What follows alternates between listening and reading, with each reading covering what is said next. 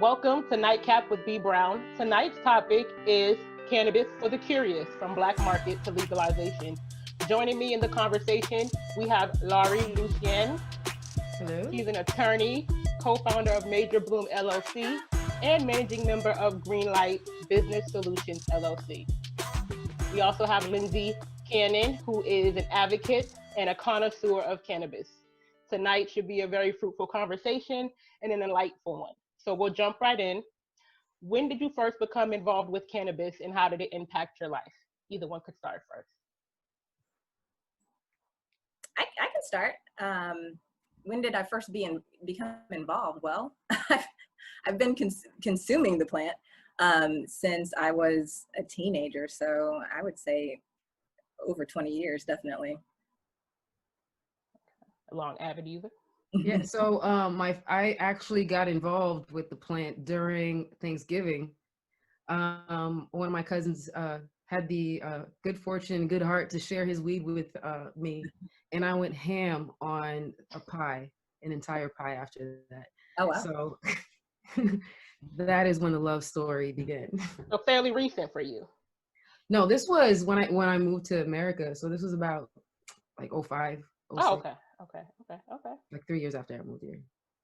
So growing up, I remember us ordering like nickel and dime bags, right? But I never recall us even trying to identify what was in those bags, so we don't know what we were smoking.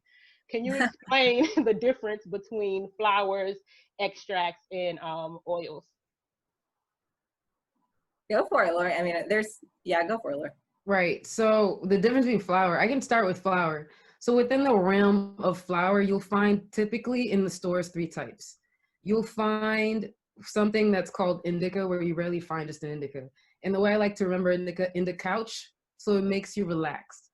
And then you have sativa, which is more cerebral, so you're more active with it. And then you'll have some that are cross, where you'll have hybrids, which is what you have. Most of what you have are hybrids, where they'll take a sativa and an indica and they'll merge them, and they'll give you something with both properties. I can go so far into the plant because the plant itself has these things called cannabinoids, and cannabinoids are they're these active components in the plant, and your body has receptors for them. Part 1, part 2, this is a good thing. Your body actually produces these cannabinoids as well. So you have an endocannabinoid system. So when you consume the plant, it actually takes care of imbalances that you may have in your own endocannabinoid system.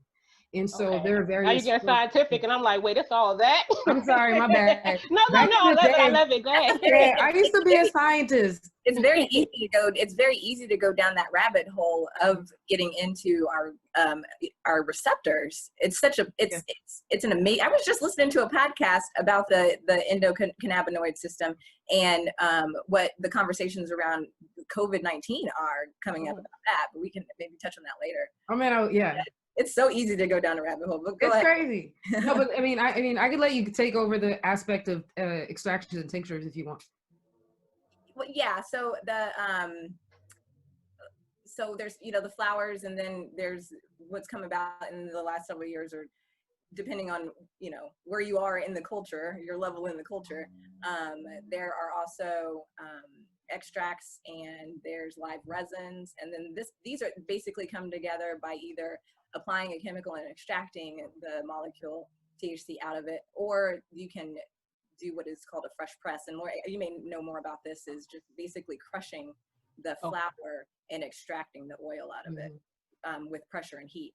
And those are where you get those like live resins, and then the flavors and the terpenes and Okay.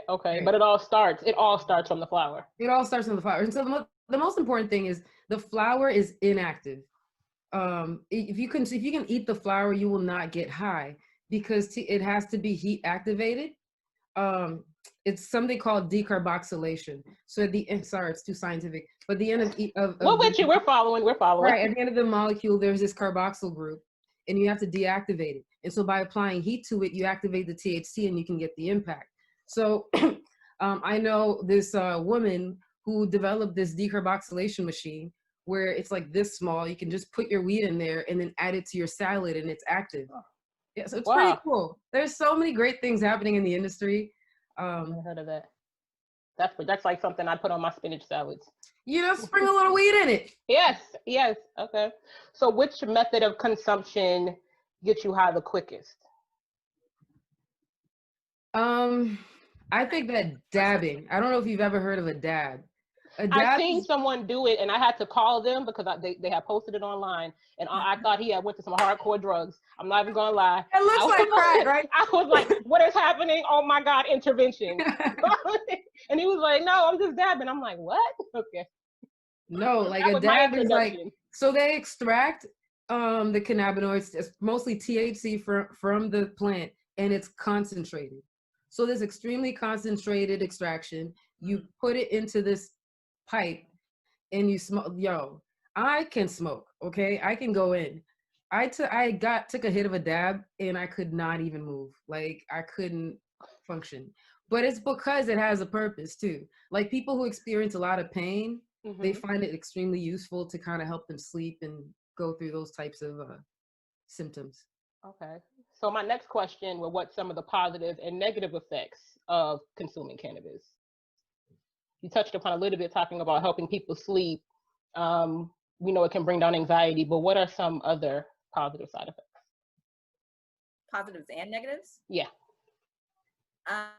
Well, we have there's I think there's a lot more positives, obviously, but there are the negative effects of where you can overconsume for yourself and your psyche, where the paranoia will set in. So I mean, when we're talking, part of the conversation is I like to bring in microdosing because everyone has a purpose for why they consume.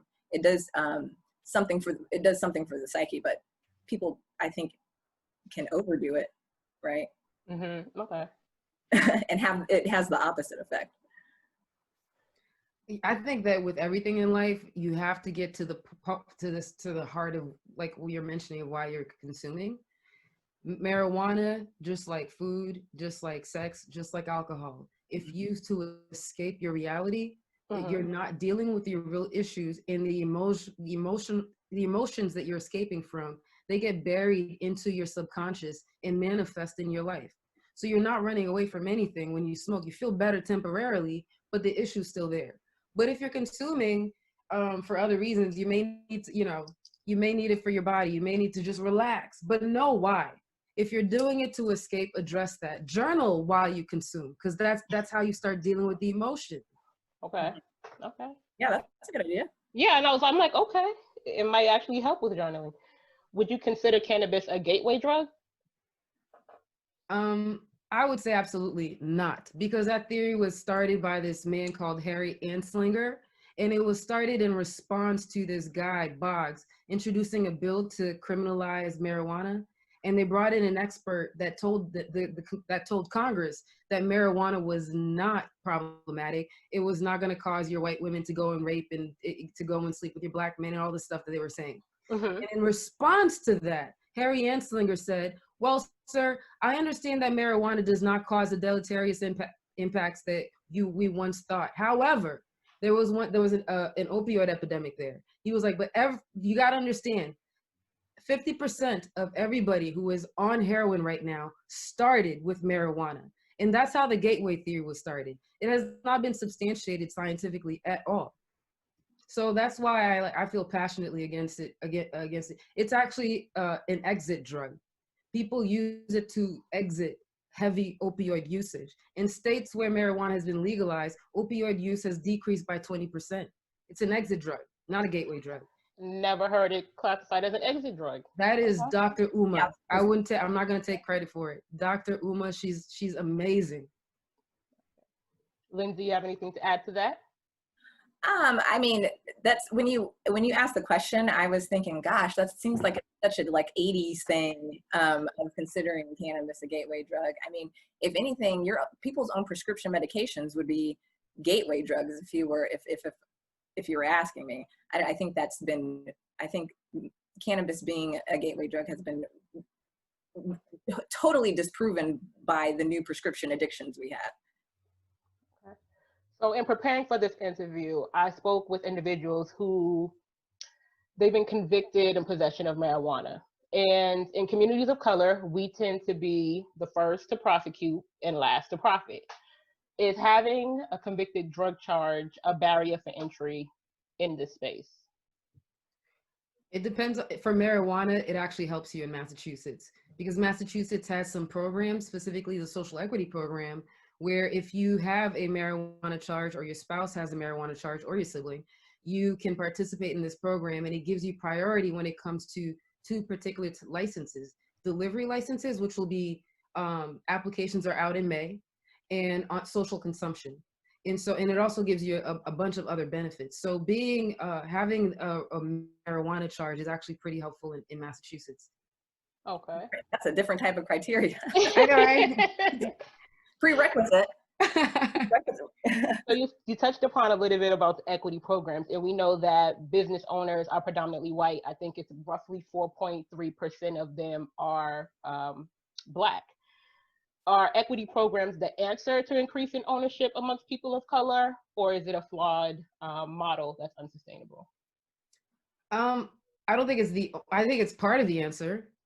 I think the education, I mean, I'm pretty biased because I am a vendor for the social equity program, but I think providing education is always key. I'm all for it. But what would have made the program better is if they made money available to people. Banks aren't loaning, and even if banks were loaning, since when did banks loan to people of color? They don't even give white women loans. So that wasn't an option. And you have to have access to accredited investors. And so it's really difficult to raise funds. So they should have removed that barrier, part one. Part two, they require you to have a location in order for you to even apply. The application process can extend over a year. I've been in this process for almost 2 years now. Oh, wow. So, and I've got property that people are paying rent for, and I'm paying rent for.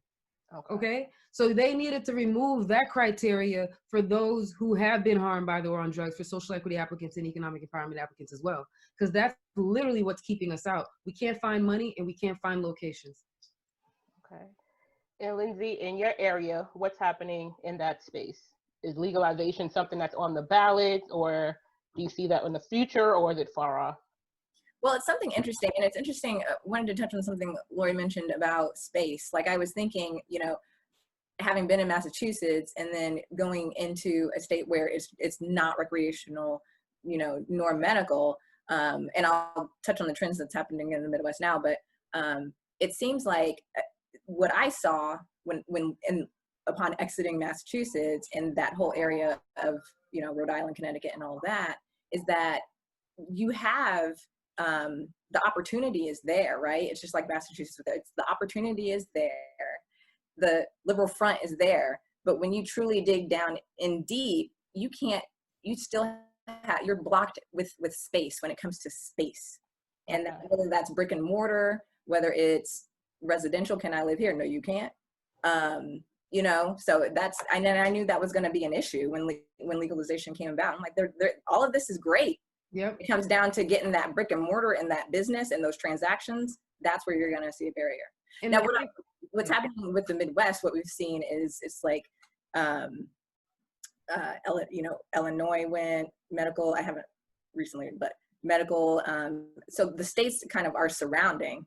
They're starting to. It's just going to be slow. Right. Like everything. It's just going to be slow. And but I don't know what's exactly on the ballot now. Well, what's interesting is with the economic situation that we're in this country, I'm interested to see if that's going to cause some states to increase the rate at which they're legalizing marijuana. I think it's going to have different effects on different states. I think some states in some states it's going to accelerate, and in some states it's going to take a back burner. Right. Oh, that's true, because they have other things to. Right. That was my question, Laury. Do you think Massachusetts is going to accelerate? I think they're trying. I think that's why we have delivery license applications coming out in May. I mean, it might have been part of the plan, but because in Massachusetts, the governor classified recreational marijuana as non-essential, I think that perhaps if they allow delivery to deliver for medical, that would be a way to bypass that problem. Are shops here allowed to have like gift cards and things? Because I know the shop opened up in Grove Hall, and I know if they didn't offer it, but I didn't know if that is a legality or they just might not offer it. They probably, I haven't seen anything where you can give a gift card. Now, when it comes to advertising your products, advertising marijuana in Massachusetts, it's extremely difficult. There are no discounts, and this is recreational, no discounts, no membership programs, nothing like that. I mean, there are membership programs, but no membership programs that would cause you to like get points that you get marijuana for. It's just really, really hard. So it's just So, in the store, you go and purchase it, and that's it. That's get the out. extent. Okay. Okay. All But right. that's because of the stigma. This people Sure. still think it's bad. They'll go, well, it's here, but in the back of their mind, they still think it's like crack and heroin. And I Yeah. personally usually have empathy and compassion, but it's very hard for me to exude that when I speak about this topic. So, okay, that's especially a great segue. Go ahead, Lindsay. especially with when you're talking about forms of consumption. I mean, and this is I mean, this is cultural. It has to do with access. It has to do with education. When most of us, it's when you're talking about dabbing, right? It's like, and this is now an old way of dabbing, is taking your torch and the banger and vaping, right? Because it's Yeah, technically you're vaporizing the concentrate. But I mean, to Black folk, it looks like crack. it does look like crack. And so that's, and Like freebasing. right. So that's kind of like it's a barrier. So, what are some other ways you can? So you got dabbing. I know people always know the old adage of rolling. What are some other ways? We got sprinkling it on food. How Rolling, like, else can? right? Is that what Yeah. What are uh, some other ways? one way I wanted to share, Exhibit Act. yeah, one way I wanted to share is, and I hate to, even like the word, like what's happened with vaping, right? When we think of vaping, we're talking about now when people hear vaping, we hear, oh, you're going to die from the pen and all that stuff. No, I'm talking about vaping the flower. And that's this is one of my favorite ways, because you can reuse, when we talked about decarbing, you can reuse that vaped cannabis flower. So you're heating it to certain temperatures that are going to extract those different cannabinoids at different levels. And then you've got the vaped weed that's already activated and ready to go, that you can sprinkle on your salad, or you can, in the winter, I made hot chocolate with it. Okay, so very Yeah. cost effective. Yeah. Okay. Yeah. I steeped it in my like milk and chocolate, and it, good sleep.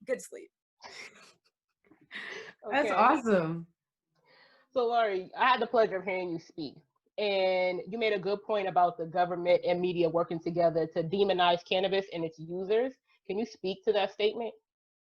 Oh man, the government and the media have a long relationship, and it started in the beginning, since people have been using paper to get their news. And it was crazy because, think about it, the whole prohibition movement started around the 1910s, when the Mexican Revolution ended and the Mexicans started coming. I'm not gonna go to 2000. When the Mexican Revolution started, the Mexicans started coming over here. At that point, marijuana was legal in America. People were using hemp for all sorts of things, but nobody was having fun here, because no one was smoking it. So the Mexicans come, they're smoking it, and obviously, I mean, well, at that point, at that point, some of the places weren't doing that well. So they start blaming the Mexicans in their weed. At that point, it was called cannabis, but this guy who owned the paper, William Hearst, he starts publishing in his paper that marijuana, he called it, so that you could associate it with the Mexicans, causes your white women to go crazy and leave your husbands and go sleep with black men and go sleep with Mexicans. It causes Mexicans to go crazy and kill people. They were saying these absurd things. And think about the time here. There's no newspaper, there's no radio station, no television. The only way people get their news is from journalism. And back then we were naive. We trusted the media. So they believed everything. Journalism was at the acme of integrity, right? And so they were like, oh my God, hide Becky, hide Karen, okay? And that's literally what happened. And that continued. And when the Great Depression happened, oh my God, all hell broke loose. They blamed the Mexicans, they blamed the marijuana, and man, I have a course on this that I want to provide to you guys. But this has persisted. Even Reagan. When Reagan pulled up, he wanted to pass a horrible bill that would overturn what America had actually been doing. Before Reagan got to be president, we were actually sending people to rehab instead of prison when they were caught with with drugs. But Reagan was like, I don't care about that shit. My prisons are empty. Black people outside happy and singing. This can't happen no more. So what he did was he was in bed with his wife. He's like, how can we destroy Black America? And then his wife was like, ding, we will use our good friend, the media, because that's been our homie for life, right? So they called the media and they're like, this is what we're going to do. We're going to do the No on Drug campaign so we can make Americans believe that drugs are actually a huge problem. When they took office, 2% of Americans, I think 2 to 6% of Americans believed that drugs were a big problem in America. By the end of that thing, nearly 60% of Americans believe that drugs were an issue, which opened the way for him to enact his horrendous drug bill, putting that 100-to-1 ratio for crack and doing. Wait, say that again. 100-to-1 ratio for crack. So if you have 500 grams of powder cocaine, but you have 5 grams of crack cocaine, you will go to jail for the same amount of time. Because Black people use crack, white people use the powder. This shit was overtly racist. They also instituted minimum sentencing, removing the right of the judge to use his own discretion or her own discretion. So is that what they call the guidelines when they say we have to go by the guidelines? Okay. Exactly. Okay. Before then, there was none of that. Reagan instituted that joint. After he and his wife got with their friends, the media, to start putting propaganda about drugs being a problem in America. Okay, and then our good friend Bill Clinton continued that shit. Bill Clinton infuriates me because he goes on freaking Arsenio Hall playing a freaking whatever instrument he was playing. And I'm like, oh my God, he's the first Black president. I want to slap everybody who ever said that. I was gonna say, I was like, Black people, Lord have mercy. I was thinking that's the first claiming him as inviting him to the picnic and making him a whole to-go plate. A lot of the generation now that's like creating magic in the industry, a lot of us, we were the product of the Say No to Drugs campaign. I mean, we were forced in elementary school to take these pledges and wear these pins around. I remember all of that. It's crazy how that came full circle. And now the main users. Now we're the main users. No, but like, I think that's why we have to be very weary and leery of what we read. You've got to do your research. First, you got to check your gut. Then go up to your brain and do some research with the interwebs and combine your brain with your heart and come out with some truth. And don't believe everything you read, hear, or see. Don't believe me. I could be lying to you too. Fact check. Fact check. Okay. So why do you think the government is apprehensive about legalizing cannabis on a federal level? Oh, wow. Is it money? Why are they? I think that when you have 88% of people in jail for like marijuana is for possession alone, when you realize that states get incentivized based on the number of arrests that they have per year, and the arrests don't have to be for felonies, they can be for misdemeanors, they can be for shit just like loitering, and if they get you for loitering and you happen to have a little bit of weed on you, now they got you in their jail system. You have to understand how these governments, how these enforcement systems are capitalized. The way they get money is by putting people in prison for minor shit. Look up CompStat. Look up oh my God, the Byrne grant, the Justice Byrne grant, which is a grant that police departments get per year, and they can use it for a bunch of things: law enforcement, education. But instead of education, they would rather break up families and use it for the destruction of families. Because we all know that if you pump in money into a community for education, you pump love, what happens? It flourishes. But if you take that money and you use it to criminalize the people who live there, it crumbles. It's a choice, people. Understand that. And the reason why they don't want to decriminalize it is because there was, let me give you a little story of what happened in Massachusetts. There was a secret meeting that took place with the police at a convention called the It's the NCIA. So the Massachusetts police were at this, they were at this conference, and it closed the door. They would not let any press in. Do you know what came out of that meeting? That the police are scared that they do not know what their role is because of decriminalization.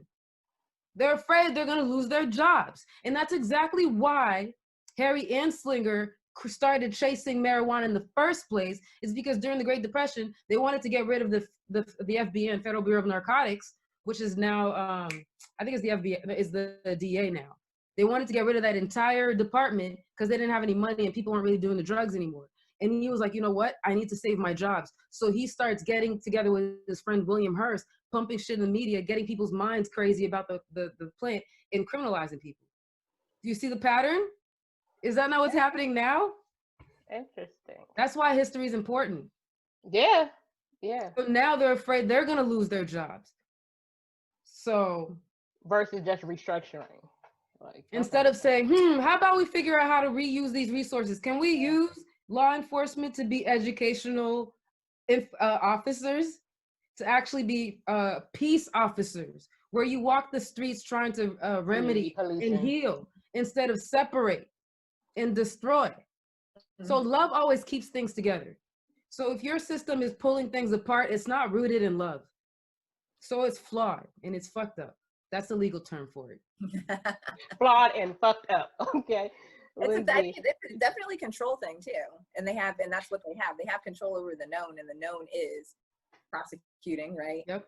The unknown is, well, how are we going to funnel these funds? What are we going to do with all these extra resources? There's too many solutions and remedies to any kind of societal issues for it. Yep. So it's easier to just say no to it. We don't want to be involved. States start do your own thing, so we don't have to be to blame, or we don't have to provide you with any money or provide you with any grants. The thing is, people just accept that, oh, well, the police officers need to arrest us. Do they? Is that really the best way? No. And what are they arresting you for? A lot of these times, these kids are they're just in these, so we put, you cannot separate a human being from their environment. You have these individuals in these manufactured ghettos, and I'm using that word intentionally, these manufactured ghettos, deprived of love, deprived of resources. You rip their families apart, no role models. What the hell do you expect them to do? They devolve into a state of nihilism. Do you know what it's like when you feel like no one gives a fuck about you, but then you're a black kid, so you got to act all tough? So you take a hit of weed to take off the stress, and then the cops catch you for it. That's not right. Most of these kids, it's possession. They'll have you thinking that all these criminals are in there because they're all these masterminds. No. 88% of them just had a little bit of weed on them. And it'd be just a little bit. Yeah, a little bit. Okay. So for viewers who want to get involved in the industry, what are some areas of entry that they can explore outside of opening a dispensary? Because I think people always think the only way you're going to be able to get into this industry is by growing it or open a dispensary and selling it. Anything you do. Oh, sorry. That's okay. The first level of it is there's going to be, in most states now, and I won't say every state, but in most states now, there's going to be some sort of grassroots group that is pressing for legalization. I think that's the first level of involvement, and that's the first level of involvement that we need, just to get involved in a grassroots organization and seeing what their mission is, seeing what the next steps are, and you know what I mean? Agreed. Yeah, definitely agree. And if you are in a state that's legal, for example, what I would say is anything you do is marijuana related, because understand that we're running ordinary businesses.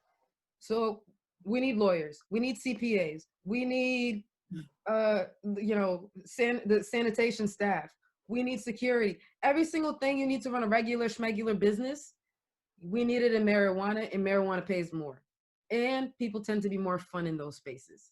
So I feel like I'm like doing an advertisement. Come work for me. Well, yes, because these are great sound bites that I'm actually going to use to put out, because these are questions that people have is, the industry is new, they don't know much about it, and if they wanted to get involved, how could they get involved? The way I got in was I was an attorney, and I was a corporate healthcare attorney.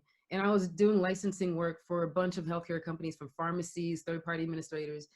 And I got this weird skill at licensing very heavily regulated industries. And when I realized that, you know, the corporate world was not for me, I realized I could do the same thing in cannabis. So I shifted into cannabis because I was an attorney and I had that transferable skill. If you're a CPA, you're needed. Like, I always, CPAs are just clutch. Anything. Architects, are you kidding me? Do you know how much I spend on architects? Engineers, civil engineers? It's endless. Whatever you do, you could do it in marijuana. Website, social media. Oh my God, social media managers. I keep going. These are all the people I need, by the way. Okay, that's good to know. When I come across individuals who want to get into that space that I know may be good at social media, I do know some architects, but I don't know if they're doing it on that front. But I can talk about them. Maybe they want to start a side hustle. I mean, always by every single level. I mean, and you even think science, like a lot of and what this is a very the industry is a baby. Like, the industry's a baby, and a lot of what we're trying to push forward is our I think I come from the perspective of loving what the flower has to do, applying a stimulus to the human body. I think the human body is a fascinating machine to me. So the deeper levels came for me in the industry when I became medical, and the problem that it solved for me. So I think, and I forgot where I was going to even go on with this, but I forgot. We'll go on medical. Medical works for you. Yeah. And what's needed in the industry. Yeah, but I was going towards science, because a lot of the earlier science research was funded by government entities that were always looking for the negative parts of, you know, the negative or the drawback of cannabis and marijuana or whatever. So a lot of the early research is very, very skewed. Oh my goodness. So we just need some honest research now. Bro, okay. The research that marijuana kills brain cells, do you know how that research was conducted?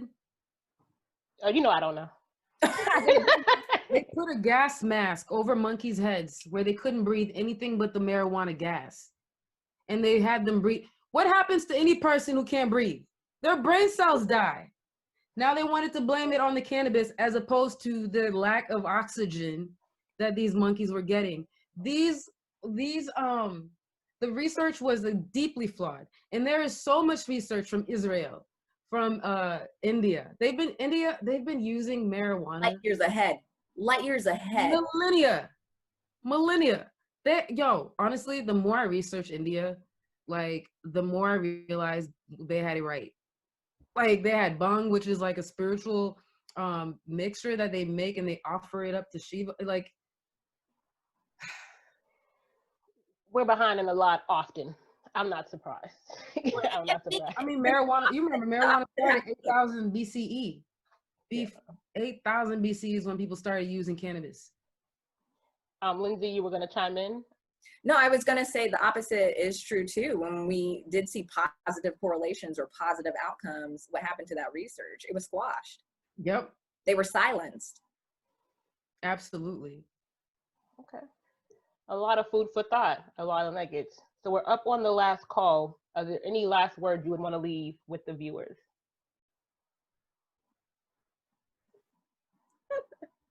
I mean, so I'm a lawyer and I am an entrepreneur, but at the end of the day, I am an individual who incarnated to do one particular thing, and that is to expand people's consciousness so that they can discover their own greatness and combine their hearts with their minds. So what I want to tell everybody is, if anybody who's watching this is feeling as if they're not good enough, as if they're doing things wrong, as if things aren't going right in their life, first, understand that you are where you're supposed to be, and there is strength that you're garnering from there.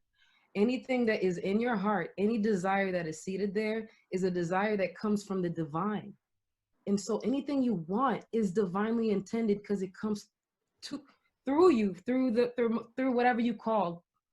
Okay, so you are, in my opinion, you are perfect. You are where you're supposed to be, and just sit in that. And then with your brain, logically ignore any of the negative thoughts, because all they do is, life is a computer game. You have your desires in your heart, but your brain will come and try to produce some resistance to it. Don't listen to them. Trust your heart, believe in yourself, and all things will be possible. And Laury, where can they find you? So so I'm Legally Great on all my platforms. I also have a podcast, Legally Great, where I talk more about a lot of energy and things of that sort. So Legally Great on Instagram, Twitter, and it's Laury Lucien on Facebook. Okay. And you work with the equity program. I do. I work with the social equity program for the CCC. Also, my consulting company, GreenLight.bs, is us on IG. And you can contact me or DM me if you like. Okay. Any last thoughts, Lindsay? Well, shoot, I should have went first and then Laury should have went second. Those are great lasting words. But I think, to add to that, I would want to remind everyone to just educate yourself. I think cannabis brings up everything brings up a lot of issues, but cannabis in particular, we're even seeing class lines, those race and ethnic lines, those barriers to access. So I would just advise to be an advocate and be an educated advocate. Absolutely. And ask the hard questions. Okay. Well, thank you to my guests. Thank you for tuning in to Nightcap with B Brown. Don't forget to like, comment, share, and subscribe. And we'll be back in another week